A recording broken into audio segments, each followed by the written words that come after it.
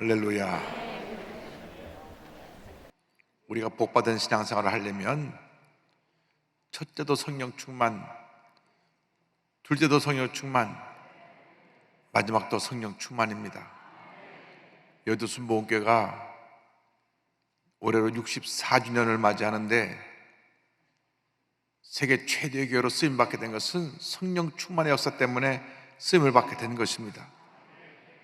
그래서 우리 모두가 성령 충만해서 하나님 영혼에서 헌신할 때 영혼이 잘됨 같이 범사가 잘 되고 강건하게 되며 생명을 얻되 더 풍성한 은혜가 임하게 되는 것입니다. 그런데 성령으로 충만한 것은 좋은데 어떻게 우리가 충만함을 유지해야 되겠느냐? 오늘 에베소 4장 2절은 이와 같이 말씀합니다. 한번 따라해주세요. 모든 겸손과 온유로 하고.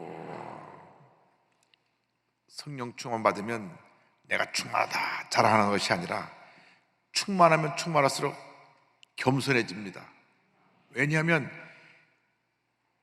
성령이 예수님의 영이기 때문에 이 세상에서 예수님은 온유와 겸손을 옷 입으신 분이기 때문에 온유와 겸손 그 자체이시기 때문에 성령 충만하면 예수님의 영이 충만하게 되고 예수님의 영이 충만하게 되면 우리가 겸손과 온유의 사람으로 변화되는 것입니다. 교회 내 모든 문제가 어디서부터 생겨납니까? 겸손하지 못하고 온유하지 못한 사람 때문에 생겨나는 것입니다. 성격이 강한 사람들이 늘 부딪힙니다.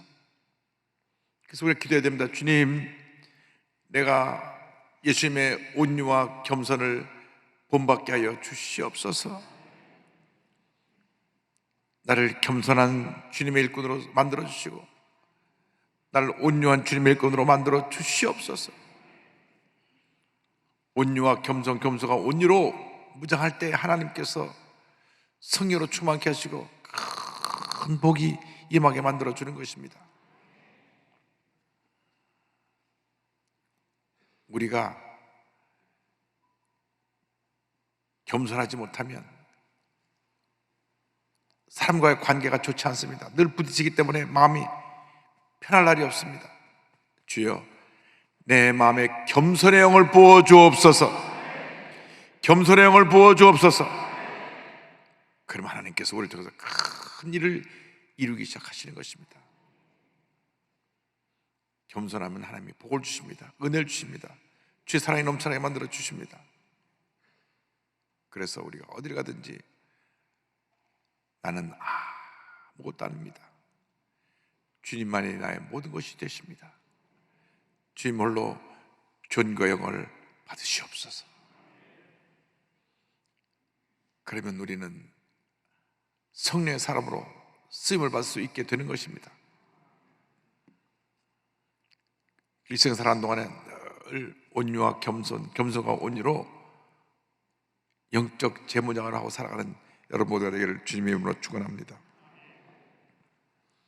두 번째가 오래 참음으로 사랑 가운데 서로 용납하라고 하는 것입니다. 한번 따라하세요. 오래 참음으로 사랑 가운데서 서로 용납하고. 성령 충만의 그 가장 핵심은 예수님이 나타나는 것이고, 예수님이 나타나니까 모든 일에 오래 참는 자가 되는 것입니다. 예수님이 십자가까지 참으시고 우리의 죄를 다 짊어지고 고난 가운데 돌아가신 것입니다. 우리가 예수님 가라서도 참지 못해요. 급합니다. 굉장히 급해요. 참으면 되는데 급합니다.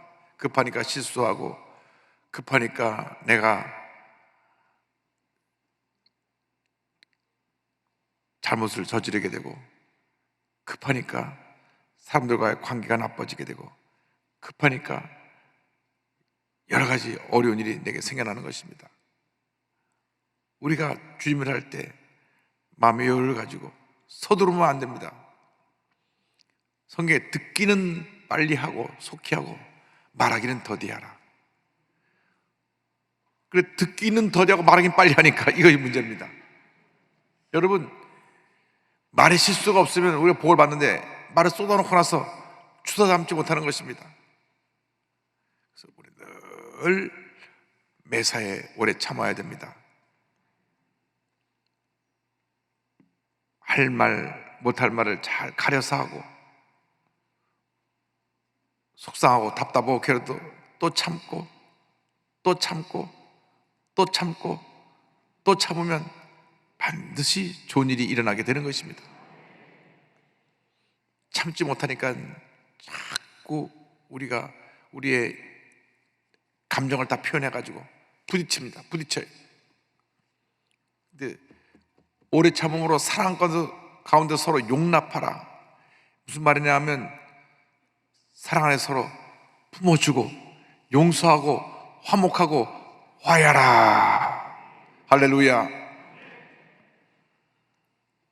우리 조기 목사님 늘 하시던 말씀이 있습니다.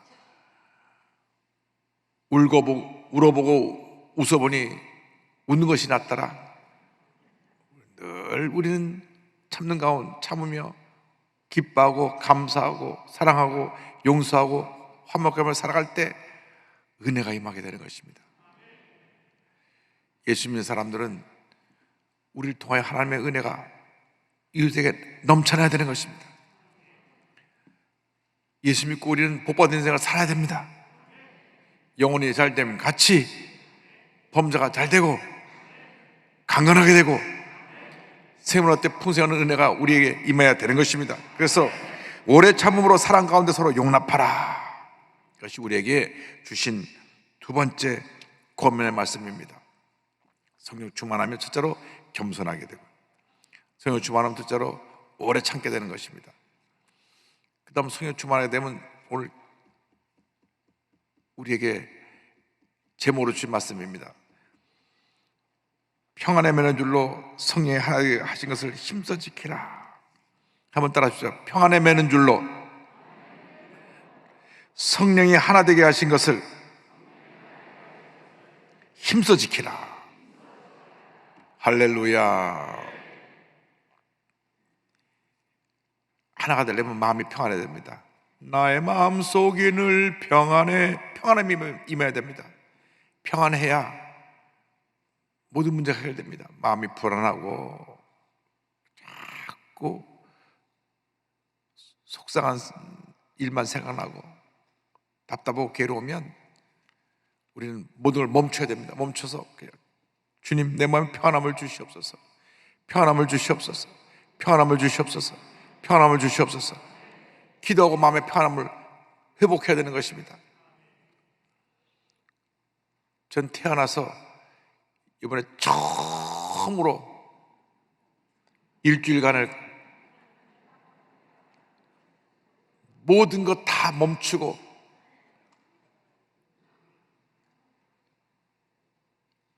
하루 종일 방에 갇혀 있었습니다. 아침에 방문을 똑똑 두드리고 아침밥 왔습니다. 문 열어놓고 아침밥 드려서 아침밥 먹고 다시 또 밥 먹은 다음에 그릇을 내놓으면 점심시간 되면 또 점심밥 왔습니다. 점심밥 내놓으면 저녁이 되면 또 저녁밥 왔습니다. 제가 태어나서 처음에 이렇게 하루 세끼 꼬박꼬박 앉아서 밥을 받아 먹고 나가지도 못하고 방 안에 갇혀가지고 내 증세는 그렇게 아픈 것도 없고 건강한 것 같은데 그래도 집에 있으라 그러니까. 근데 요즘 얼마나 질병관리본부 그 지침이 편해졌는지 첫날 전화 한번 해서 어디 아픈 데 없으세요? 하나도 없습니다. 네, 됐습니다. 또 끊고 일주일 내내 연락도 없어요.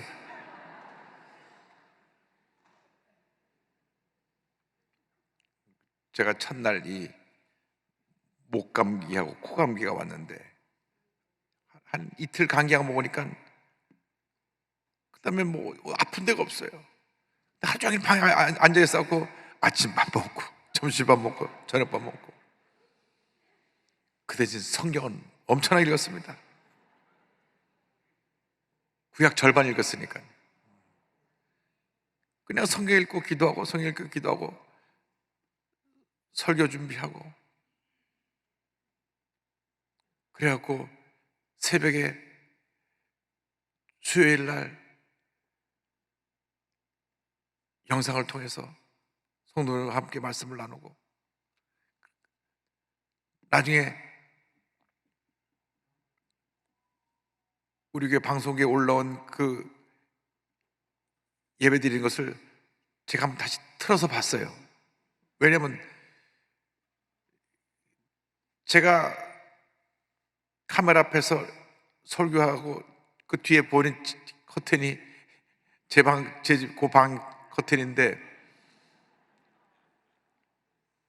성도님들이 앉아있는데 듣고 아멘을 하는지 뭐 하는지 모르잖아요. 근데 그 여의도 교회 그 화면을 틀어놓으면은 갔다 오는 시간이 2초, 3초가 지나가기 때문에 여기서는 아멘 하는데 나한테는 2초 있다가 아멘 들어오니까 소리가 끈 상태에서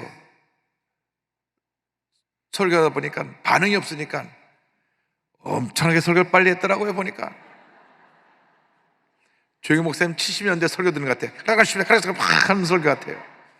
굉장히 설교를 빨리 했더라고요. 지금 제가 여유 있게 천천히 하고 웃고 아멘하고 화답하고 하면서 하는데, 그냥 화면만 바라보고 성도님들 얼굴만 바라보고 화면 막 설교하다 보니까 얼마나 빨리 설교를 했는지, 이 영상으로 할 때 더 천천히 해야 되겠구나. 어쨌든 그럼에도 불구하고 영상으로 예배드릴 수 있게 된 은혜를 감사했습니다.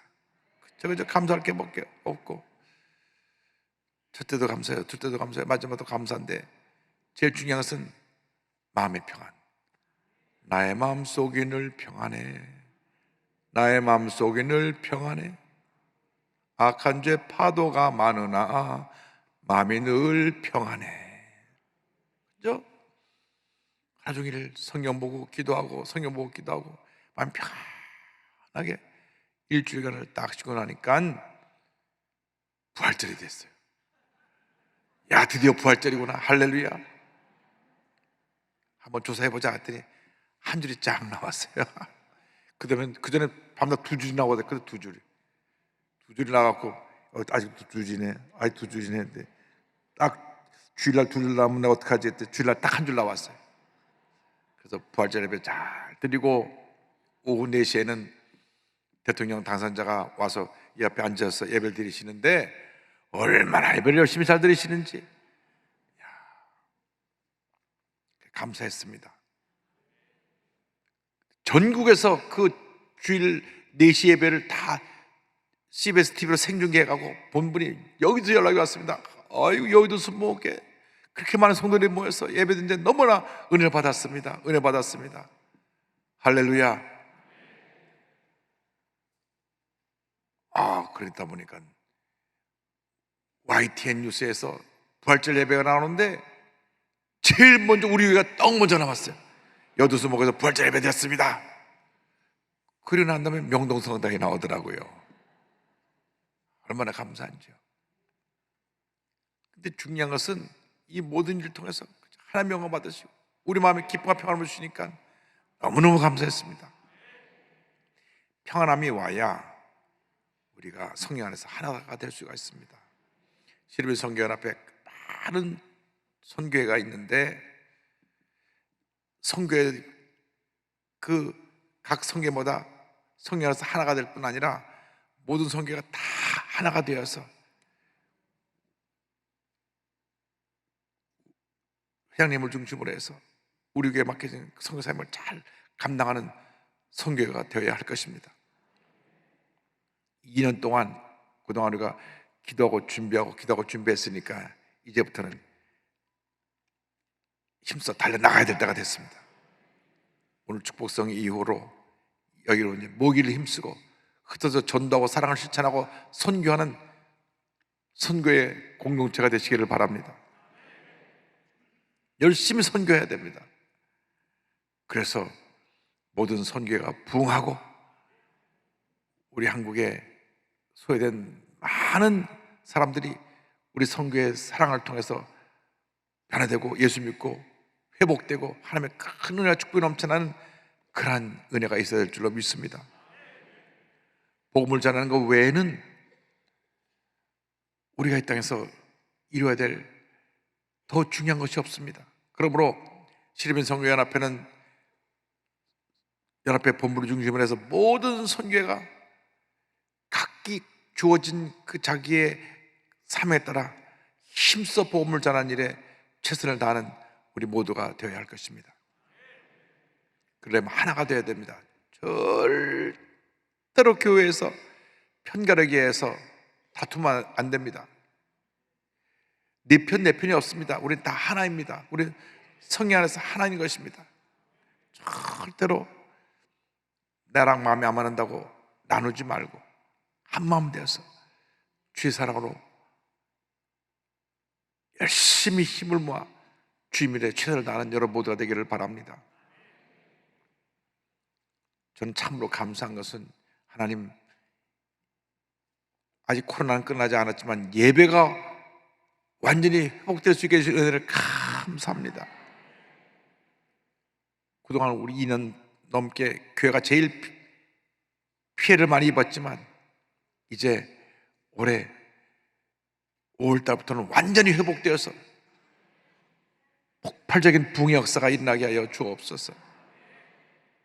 5월달에 개척의 날 행사도 있고 또 5월 18일이 우리 교회 창립 64주년이라서 또 창립 기념주일도 있고 어린이 주일, 어버이 주일 있고 또 6월 첫 주에는 지방선거가 있고 그 다음 주에 세계 선교대회가 있는데 5월 달부터 선교사님들 계속 들어오셔서 앞으로 몇 주 동안 우리가 선교사님들 새벽 예배 설교도 듣고 주일 예배 설교도 듣고 설교도 계속 들을 겁니다. 그래서 계속 선교대회 열리죠.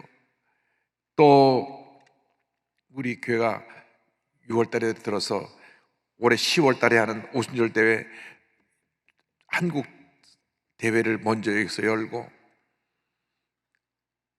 그래서 이제 우리 교회가 다시 일어나는 겁니다. 불리듯이 일어나는 겁니다. 하나님 아버지, 하나님께서 복에 복을 더하여 주옵소서.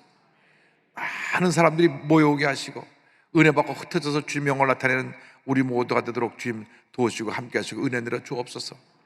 특별히 실업인들에게 복을 주옵소서. 너무나 그동안 힘들고 어려웠는데 하나님 아버지 사업의 문을 활짝 열어주어서 막 복이 쏟아지게 하여 주옵소서. 손댈 마다 형통하게 되게 하여 주옵소서. 하나님 은혜가 넘쳐나게 하여 주옵소서. 그래서 큰 복을 받아 베풀고 나누고 구제하고 선교하며 살아가는 우리 모두가 되게 하여 주옵소서. 이제 우리에게 좋은 일이 일어날 것입니다. 제가 오늘 아침에 우리나라 정치인 중에 가장 대표되는 분을 만났는데 누구라고 이름은 밝히지 않겠습니다만은 내가 그분에게 그 말씀 드렸어요. 대표님 들으십시오. 요번에 울진 거기에 산불이 나가갖고 집들이 다 불타서 한 10,000명이 지금 집이 없이 나와서 임시숙소에 가는데 우리가 예수 믿는 성도로서 집을 잃어버린 분들을 집을 져주라고 그럽니다. 그래서 집을 192채를 져주기로 했는데 집이요. 본인들은 임시숙소보다 자기 집을 살던 데보다 집을 짓고 살고 싶다고 집을 져달라 그래서 그 바닥을 콘크리트를 하고 12평짜리 집을 짓습니다. 12평 들어갔는데 거기 뭐 부엌, 화장실, 그 방 2개 모두가 다 완전히 갖춘 집을 짓는 겁니다. 그런데요, 놀라지 마세요. 집 한 채 얼마 안 드느냐? 12평짜리 집을 짓는데 5천만 원. 5천만 원. 그래서 제가 그 대표님한테 그랬어요. 대표님, 우리가 이번에 5천만 원짜리 정말 집을 제대로 짓는데 왜 서울 시내는 그렇게 고층에 잔뜩 높이 올려놓고 층층마다 그렇게 방이 많은데 집이 10몇 평짜리를 7억, 8억, 10억씩 받고 그럽니까? 이게 어떻게 된 일입니까? 우리 5천만 원이면 지는데 왜 서울에서는 집이 10억씩 갑니까? 그러게 말입니다. 원가로 따지면 그렇게밖에 안 될 텐데 서울 집값이 너무나 높다는 겁니다. 그래서 제가 그랬습니다. 서울 집값을 앞으로 30평짜리 한 2억짜리를 많이 만들어가지고 우리 젊은이들 한씩 다 줍시다. 할렐루야. 2천만 원만 내면 집 한 채씩 주고 나머지는 10년 동안 나눠서 내라고 그러고 2천만 원이면 집 한 채씩 다 주자 그랬어요. 할렐루야. 불가능하지 않아요. 불가능하지 않아요. 절대 불가능하지 않습니다. 아니, 우리 5천만 원의 집을 한 채 짓는다니까 5천만 원짜리 집을 줘요. 그러니까 서울이 똑같이 집을 줘도 재료랑 뭐랑 다 같아서 5천만 원, 평수가 크면 1억이면 짓는 거예요. 근데 그걸 10억, 20억씩 받는 게 이상한 거죠. 그 이상한 거죠.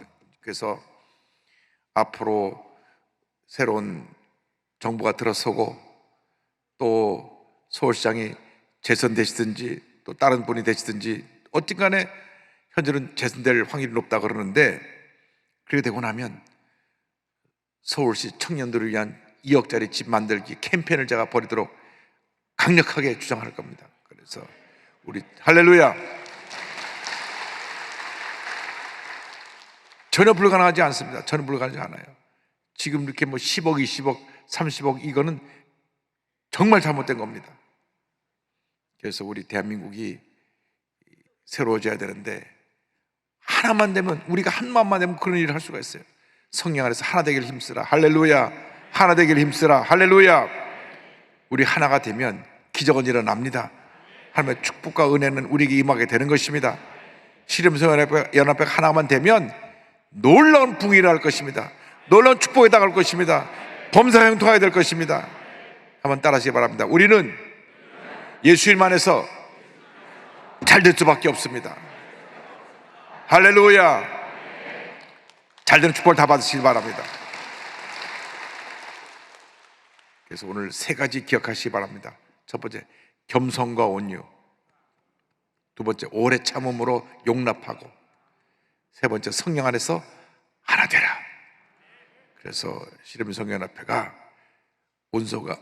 겸손과 온유로 옷을 입고 오래 참음으로 서로 용납하고 평안에 매는 줄로 성령에 하나 되게 하신 것을 힘써 지키기만 하면 놀라운 일이 여러분 앞에 하나님의 가운데 펼쳐지게 될 것입니다.